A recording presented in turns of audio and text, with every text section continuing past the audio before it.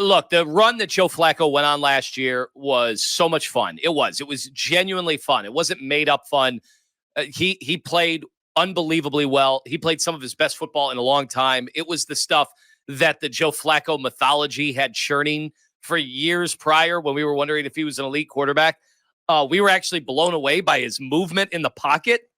A guy that had been a statue his entire career all of a sudden is running away from would-be sack guys. Like, it was actually really impressive.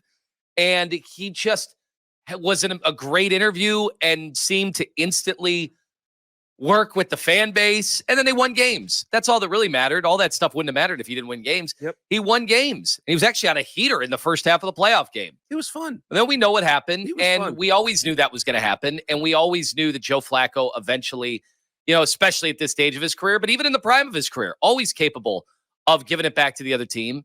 And what did you think the odds were that he was going to be able to strike again?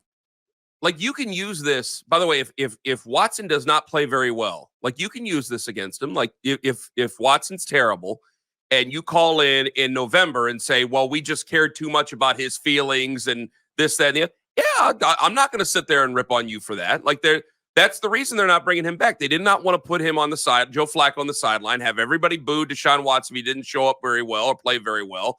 And then all of a sudden you have this thing where now you have a guy who's well-liked in the locker room and beloved, it seemed, in the stands, standing on the sideline and getting in the way, and not getting in the way, but it being any sort of a distraction to the guy who they've invested everything in.